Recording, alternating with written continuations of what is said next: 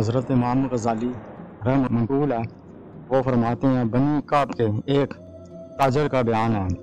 وہ خود اپنا حال یوں بیان کرتا ہے کہ وہ کھجوروں کا کاروبار کرتا تھا۔ ایک بار اس سلسلے میں وہ بصرہ گیا۔ چند دن ٹھہرنے کے لیے اسے جگہ کی ضرورت پیش آئی۔ اتفاق سے اسے کوئی جگہ نہ ملی۔ وہ رہائش کے لیے جگہ کی تلاش میں تھا کہ اسے ایک خالی مکان کا سراغ ملا جو برسوں سے ویران تھا اور مکان کی حالت بھی بہت خستہ تھی۔ اس نے لوگوں سے دریافت کیا کہ اس کا من ہے۔ لوگوں نے اس کا پتہ بتایا اور ساتھ ساتھ یہ بھی کہا کہ یہ مکان برسا برس سے غیر آباد ہے، اسے نہ لینا۔ اس میں کوئی نہیں رہی، اس مکان میں رات گزارتا ہے، وہ صبح کو مردہ پایا جاتا ہے۔ اس طرح کے کئی حادثات ہونے کے بعد اب اس مکان میں کسی بھی شخص کو داخل ہونے کی ضرورت نہیں ہوتی، اسی لیے آباد ہے۔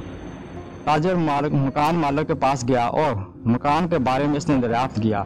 مالک مکان نے کہا کہ انسانی جائے ضائع ہو جانے کے بعد اب میں نے یہ تہیہ کر لیا ہے کہ اس مکان کو کرائے پر نہیں دوں گا۔ یہاں ایک جن رہتا ہے جو بہت ہی طاقتور جن ہے، اس کے سامنے سب بے بس ہو جاتے ہیں اور بالآخر مر جاتے ہیں۔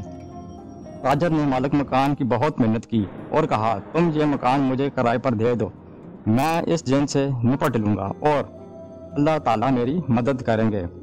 مالک مکان نے تاجر کی منت سماجت کے سامنے ہتھیار ڈال دیے اور مکان کی چابی اس کو دے دی۔ تاجر نے مکان میں جا کر تھوڑی بہت صفائی کی اور کمرہ خاص طور پر پوری طرح صاف کیا اور اسی کمرے میں اس نے رات گزارنے کا فیصلہ کیا۔ دن تو خیریت سے گزر گیا۔ جب رات آئی تو تاجر نے آیت الکرسی اپنے اوپر دم کی اور وہ اطمینان سے سو گیا۔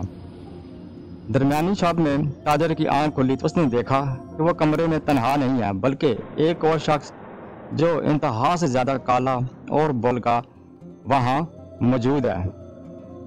اس کی آنکھیں دیکھتے ہوئے انگاروں کی طرح چمک رہی تھیں، ہر طرف سناٹا تھا۔